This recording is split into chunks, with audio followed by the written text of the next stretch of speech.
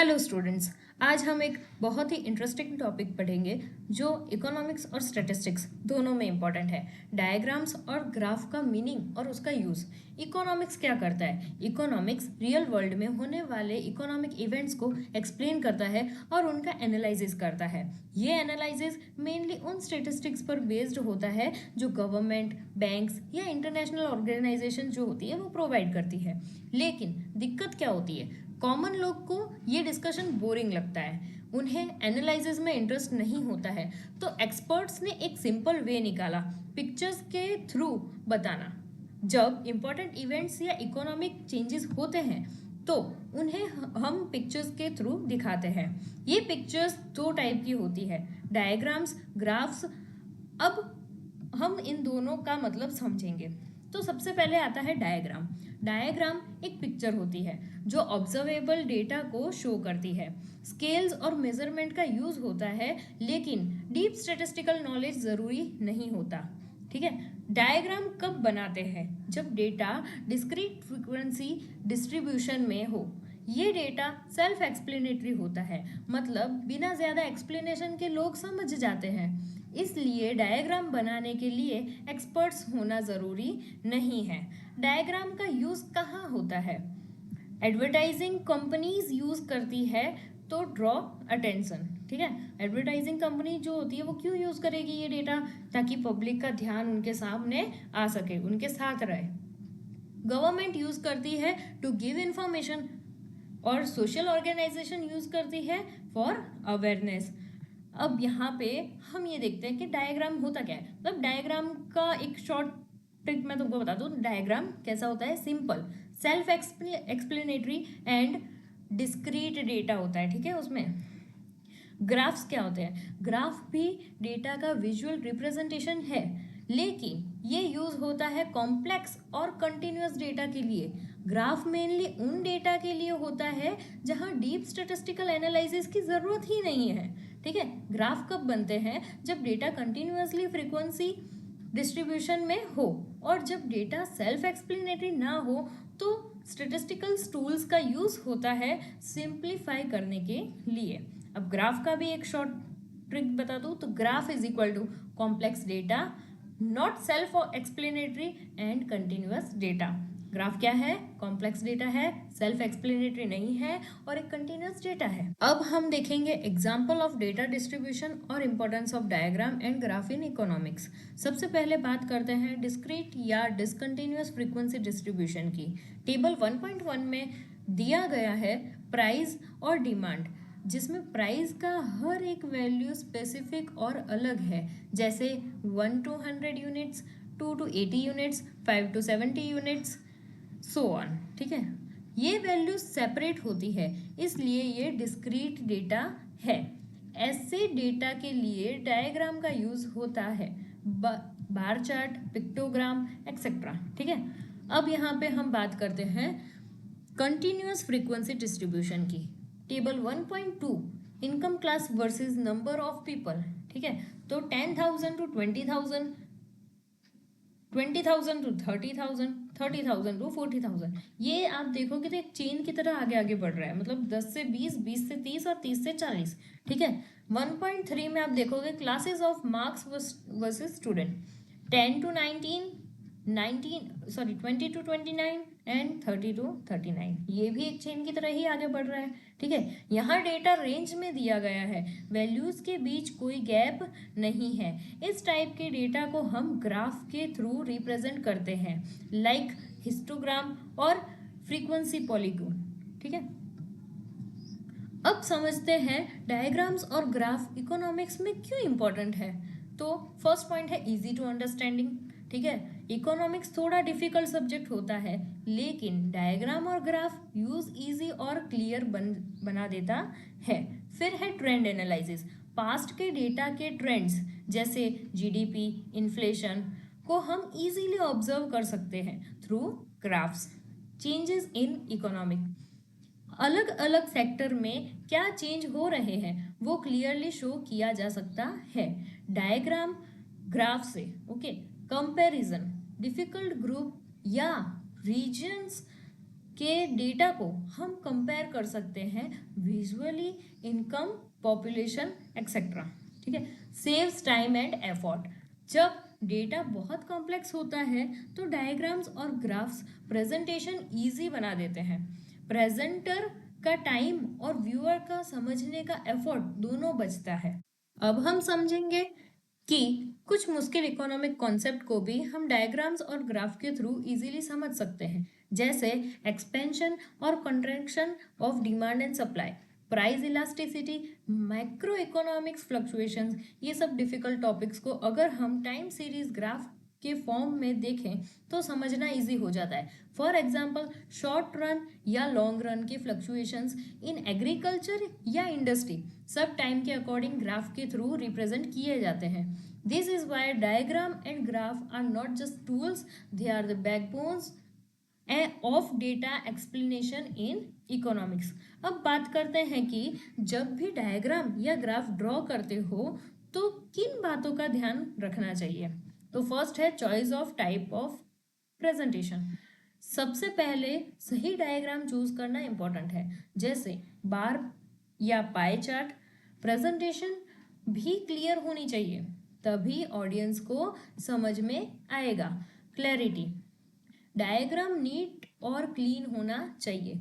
Different colour का use कर सकते हो पार्ट्स को हाईलाइट करने के लिए। स्केल्स एंड मेजर्स, पिक्चर का साइज प्रोपोर्शनेट होना चाहिए। स्केल गलत होगा तो पूरा ग्राफ मिसलीडिंग हो सकता है। Representation of axis, x axis और वाई एक्सिस क्लियरली दिखने चाहिए। उनका लेबल भी होना चाहिए, like year, price, quality etcetera. Data table and source, जिस डेटा से ग्राफ बन रहा है उस टेबल और सोर्स को मेंशन करना है ताकि पिक्चर ऑथेंटिक लगे।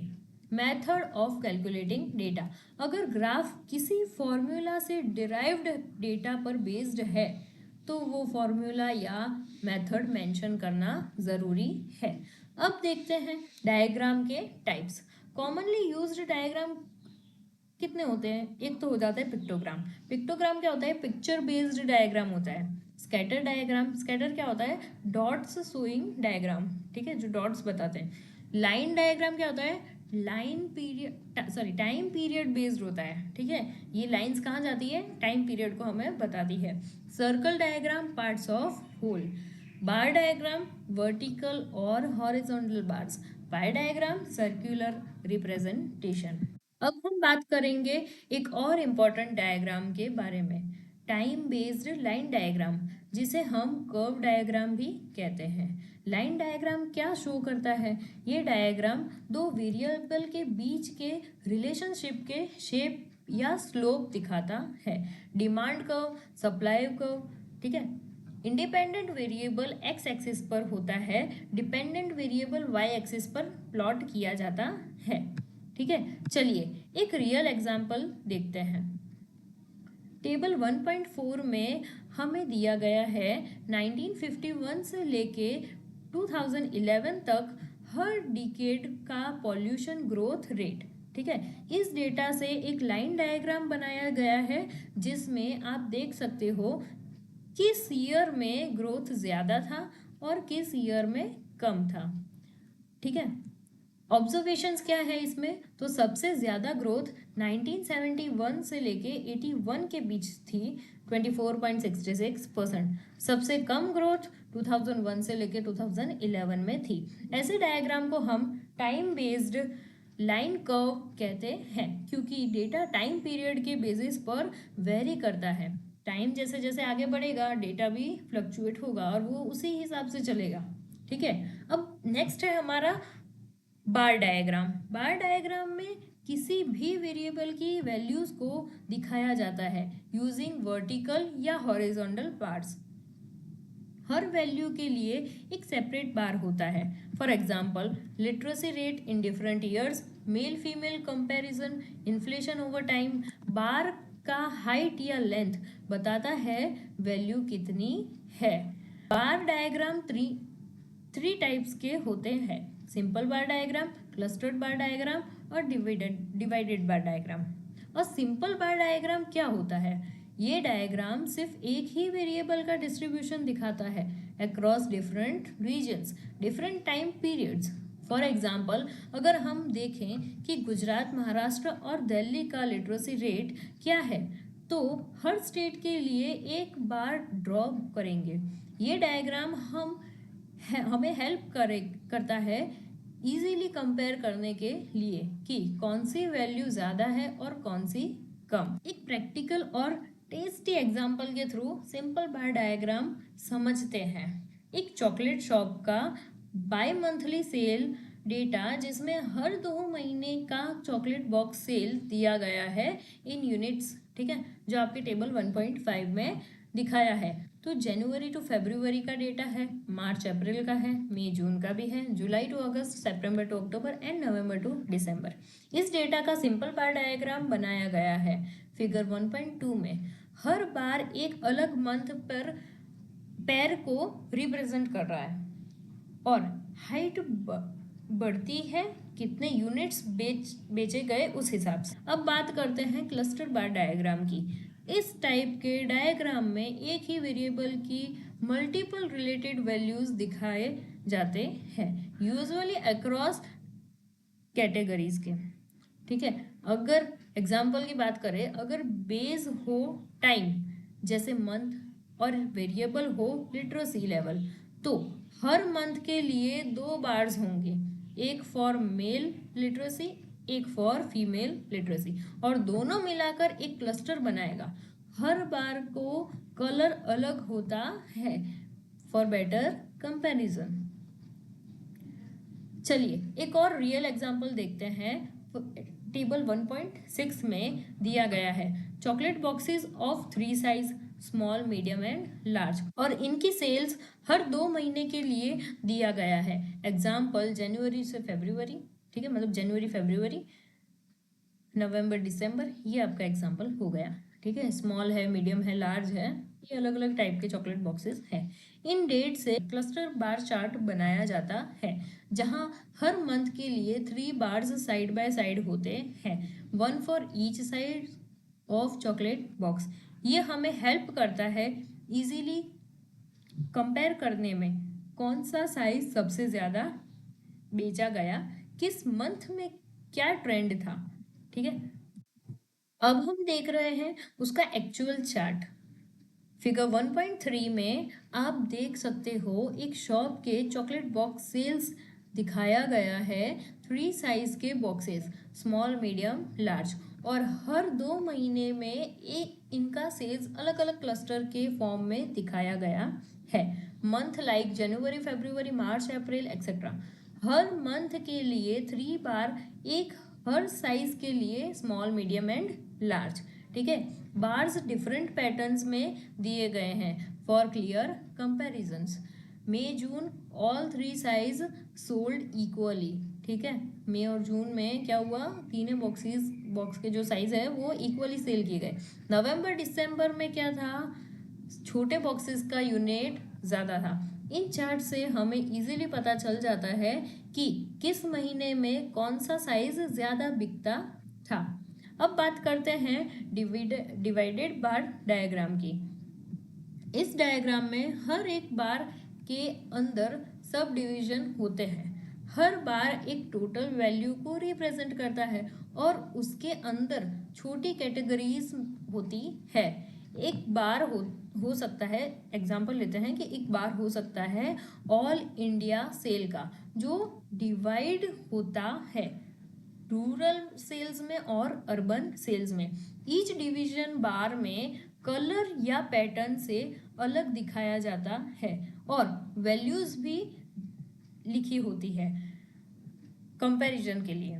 Let's understand with this example. Table 1.7, एक सेल्स पर्सन का चॉकलेट सेल डेटा दिया गया है 2 जगह, रूरल एरिया और अर्बन एरिया, और दोनों का टोटल बनता है ऑल इंडिया सेल। एग्जाम्पल जनवरी फरवरी में rural 30, urban 40, all India sale 70। Okay, वैसे ही ये डेटा हम एक डिवाइडेड बार में दिखाते हैं।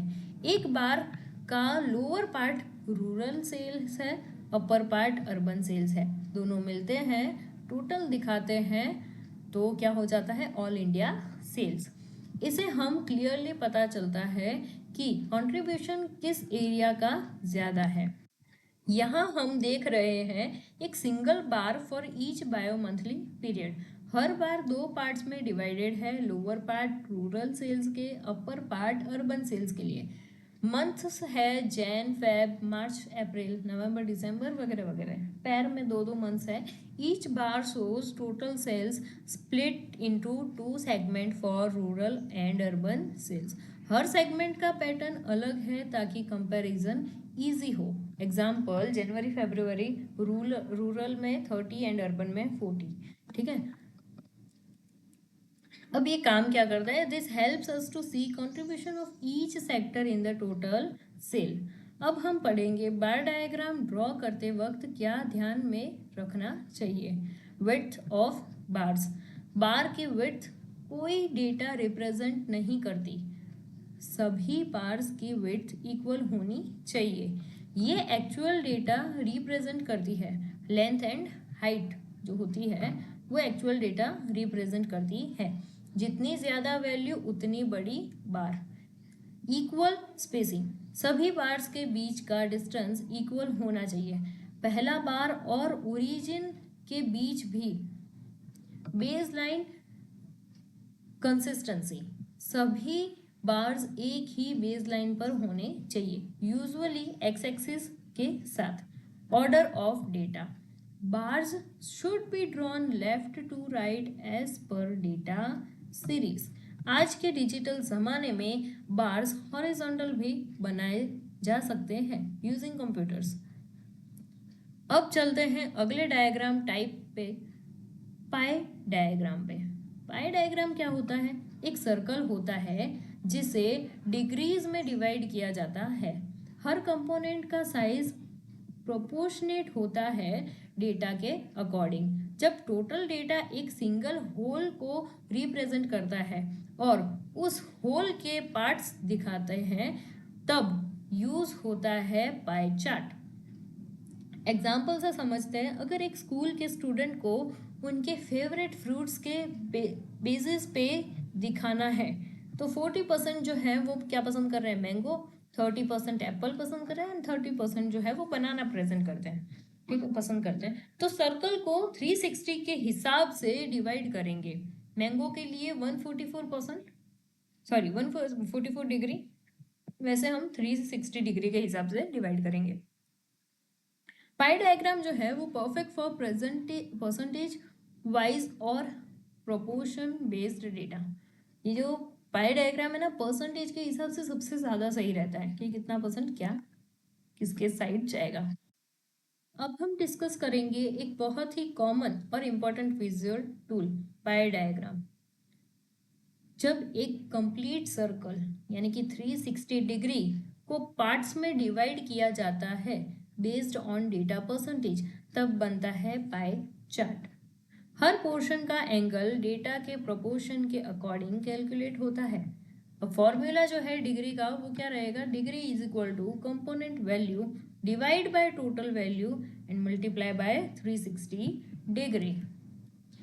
चलिए एक रियल लाइफ एग्जांपल लेते हैं, ठीक है। टेबल 1.8 में pocket money usages. A student spends money on books, stationery, devices, foods and clothes. ठीक है, तो ये हमको डेटा दिया गया है। तो बुक्स पे वो 20% लगा रहा है, स्टेशनरी पे 5%, डिवाइसेस पे 30%, फूड्स पे 30%, क्लोथ्स पे 15%। हर कंपोनेंट का एंगल कैलकुलेट किया गया है डिग्री में। तो बुक्स को कितना डिग्री मिल रहा है, 72 डिग्री, स्टेशनरी को 18 डिग्रीज, डिवाइस को 108 डिग्री, फूड को भी 108 डिग्री एंड क्लोथिस को भी 54 डिग्रीज। ठीक है, तो ये हमने पाई चार्ट के बारे में देखा। इस डेटा से जो सर्कल बनेगा वही होगा पाई चार्ट, जिसे आप फिगर 1.5 में देख रहे हो। पाई चार्ट बनाते वक्त कुछ इंपॉर्टेंट बातें याद रखनी होती है। टोटल सर्कल 360 डिग्री का ही होना चाहिए। सभी कंपोनेंट्स का एंगल उनके प्रोपोर्शन के हिसाब से कैलकुलेट करो।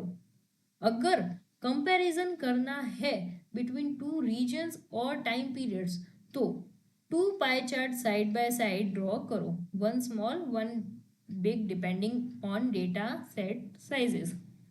साइज भी डेटा के टोटल के प्रोपोर्शन में होना चाहिए।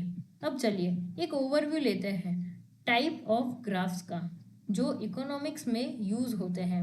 टाइम सीरीज ग्राफ, टाइम के साथ डेटा का ट्रेंड। टाइम सीरीज क्या होता है? टाइम के साथ साथ डेटा का ट्रेंड बदलता रहता है।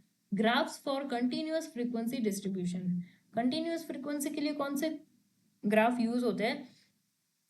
फर्स्ट है हिस्टोग्राम, सेकंड है फ्रीक्वेंसी पॉलीगॉन, थर्ड है फ्रीक्वेंसी कर्व, फोर्थ है cumulative frequency polygon. Logarithm graphs, अब ये लॉगरिथमिक ग्राफ क्या होता है? एडवांस्ड डेटा स्केलिंग के लिए, ये अपने काम के नहीं है, एडवांस्ड डेटा स्केलिंग जो करेंगे उनके लिए है ये ग्राफ। हम आगे डिटेल में पढ़ेंगे। अब हम बात करेंगे टाइम सीरीज ग्राफ के बारे में जो इकोनॉमिक्स में ट्रेंड दिखाने के लिए यूज होते हैं।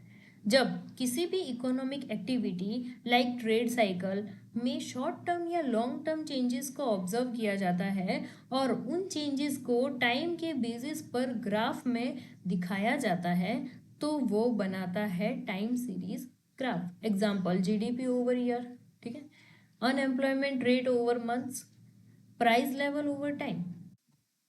सिलेबस में सिर्फ टाइम सीरीज ग्राफ इंक्लूड है इसलिए दूसरे ग्राफ टाइप्स यहाँ डिस्कस नहीं किए गए हैं। अब बात करते हैं एक इम्पॉर्टेंट मॉडर्न और प्रैक्टिकल टॉपिक पर, how technology is used in the study of economics. Technology is everywhere, हम डेली लाइफ में उसे यूज करते हैं। मोबाइल से मूवी देखना, online shopping, navigation, ticket booking, music etcetera, ये सारी चीज़ें हम क्या करते हैं? टेक्नोलॉजी के थ्रू ही तो कर रहे हैं। यही टेक्नोलॉजी एजुकेशन और इकोनॉमिक्स के स्टडी में भी हेल्प करता है। जैसे सोसाइटी, मार्केट और लोग बदलते हैं, इकोनॉमिक्स भी अपडेट होती है और इस अपडेट प्रोसेस में टेक्नोलॉजी हेल्प करती है कोप अप करने के लिए। Let's explore two digital tools used by students of economics. First है presentations. कॉम्प्लेक्स थियोरीज और डेटा को पावरपॉइंट के थ्रू इजी और अट्रैक्टिव बनाया जा सकता है। एग्जाम्पल बजट का टॉपिक ले लेते हैं। स्लाइड 1 में हम क्या बताएंगे? बजट का मीनिंग और अकाउंट। स्लाइड 2 में हम क्या बताएंगे? बजट फॉर्मेट और सैम्पल्स। स्लाइड 3 में क्या बताएंगे? Trends in government spending. ये मेथड सिंपल है और कॉन्सेप्ट क्लियर करने में हेल्प करता है। Excel worksheets, Excel sheets data handling के लिए बेस्ट है। थाउजेंड्स ऑफ ऑब्जर्वेशन स्टोर कर सकता है। For example survey result, average income, price level, budget figures. Excel sheet में फॉर्मूलाज यूज करके इंस्टेंटली डेटा प्रोसेस किया जा सकता है। सम, टोटल, ग्राफ, टेबल, ये सब इजीली हो जाएगा। ये डिजिटल टूल्स इकोनॉमिक्स को not only easy but efficient बनाता है। अब हम डिस्कस करते हैं कि कंप्यूटर्स कैसे हेल्प करते हैं डायग्राम्स और ग्राफ बनाने में। आज के टाइम में हम वर्ड फाइल्स, एक्सेल शीट्स और स्टैटिस्टिकल सॉफ्टवेयर का यूज़ करते हैं। Demand curve, supply curve, time series graph easily draw कर सकते हैं। एक्सेल में तो हम almost all type of graph plot कर सकते हैं, बस डेटा और फॉर्मूला सही होने चाहिए। स्टूडेंट्स, इकोनॉमिक्स का डेटा प्रिजर्व करना बहुत ज़रूरी होता है। पहले हम फिजिकल नोटबुक और बुक्स में रखते थे लेकिन अब pen drives, hard disk, Dropbox, Google drive, DigiLocker, ये सारी चीज़ों में हम अपना डेटा स्टोर करते हैं। इन टूल्स का यूज़ करके हम डेटा सेफ एंड एक्सेसिबल बना सकते हैं। किसी भी जगह से कभी भी स्टोरेज हेल्प करते हैं रिसर्च और हायर स्टडीज़ के लिए डेटा सेव रखने में। कुछ टूल स्पेशली बनाए गए हैं डेटा प्रोसेसिंग के लिए। एग्जाम्पल SPSS, ये tools lakhs of data points को सेकंड्स में प्रोसेस कर सकते हैं, बस फॉर्मूला सही होना चाहिए। रिसर्च के लिए बहुत यूज़फुल है। कुछ टूल्स फ्री भी मिलते हैं ऑनलाइन, जैसे PSPP, ग्रेट IR, और अब तो ये सब स्मार्टफोन पे भी अवेलेबल होते हैं। टेक्नोलॉजी बहुत हेल्पफुल है, लेकिन चीज़ याद रखो, कंप्यूटर खुद एक स्टडी मटेरियल नहीं है। वो सिर्फ लर्निंग प्रोसेस को इजी और फास्ट बनाता है। अगर हम गलत फॉर्मूला या कमांड डाल दें, डेटा गलत आएगा, ग्राफ भी इनकरेक्ट हो सकते हैं, फाइल भी डिलीट हो सकती है। So always use computer tools carefully and with correct knowledge. आज हम सब इंटरनेट यूज़ करते हैं और इकोनॉमिक्स के लिए भी ये बहुत यूज़फुल है। टेबल में 3 यूजेस दिए गए हैं। फर्स्ट है ट्यूटोरियल। वेबसाइट पर पावर पॉइंट प्रेजेंटेशन और नोट्स मिलते हैं। वर्कशीट भी अपलोड होती है, हम उन्हें एज वीडियो ट्यूटोरियल्स देख सकते हैं। Active learning, expert lectures available होते हैं। इंस्टीट्यूशंस लाइव क्लासेस भी देती है, आप लाइव या रिकॉर्डेड लेक्चर सुन सकते हो, जैसे क्लासरूम में। Reading material, free online books, articles, e journals, ये सब आपको ऑनलाइन में मिल ही जाएगा। Research paper and case studies भी आपको मिलेगी। इकोनॉमिक्स का ऑथेंटिक स्टडी मटेरियल नेट पे इजीली अवेलेबल है। फोर्थ है इंफॉर्मेशन। सिंपल गूगल सर्च से हम यूनिवर्सिटी कोर्सेज, एंट्रेंस डिटेल्स और economic related information easily find कर सकते हैं।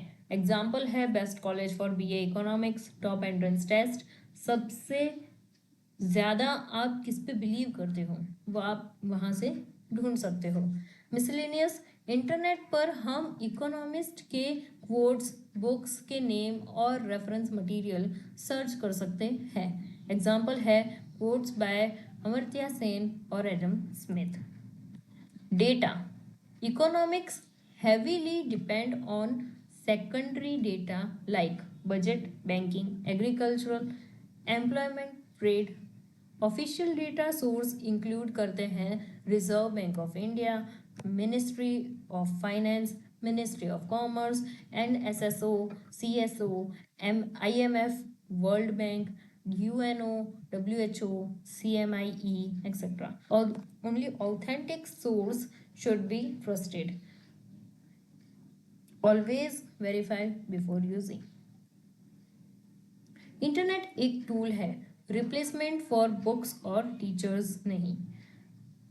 प्रॉब्लम क्या होती है? फेक इंफॉर्मेशन आपको कहीं से भी मिल सकती है। मतलब अगर आप सही इंफॉर्मेशन ढूंढने जा रहे हो तो आपको फेक इंफॉर्मेशन भी मिल सकती है। Use authentic website only, verify the sources, develop your own thinking, don't blindly copy everything. अब बात करते हैं डेटा सीरीज के बारे में, जो एजुकेशनल इंस्टीट्यूशंस और रिसर्च के लिए ऑफिशियल डेटा प्रोवाइड करते हैं। कॉमन एग्जांपल है CD of national income account, CD of census of India, CD of annual survey of industry, CD of NSSO, CDs for ministerial of India. इनमें large scale government collected data होता है, useful for deep research and accurate analysis. Institutes like CMIE, Center for Monitoring Indian Economy, CDs बनाते हैं, लेकिन ये costly होते हैं। हम एक इम्पॉर्टेंट क्वेश्चन पॉइंट देखते हैं। डेटा सीडीज यूज करने इजी नहीं होता। प्रॉब्लम क्या है? डेटा सीडीज और उनके सॉफ्टवेयर में बहुत बड़े डेटा होते हैं। हर सीडी में मल्टीपल सीट्स और फाइल्स होती हैं। हर फाइल का पर्पस अलग होता है, इसीलिए आपको होना चाहिए proper knowledge of how to search, किस सीट में कौन सा डेटा है ये पहचानना ज़रूरी है। अगर समझ नहीं होगा तो रिलेवेंट डेटा मिलना मुश्किल हो सकता है या गलत डेटा यूज़ हो सकता है। फाइनल नोट है एक, डेटा सीरीज यूजफुल तो है but only if used correctly and smartly. के साथ यहाँ पे हमारा इकोनॉमिक्स का चैप्टर 1 कंप्लीट होता है।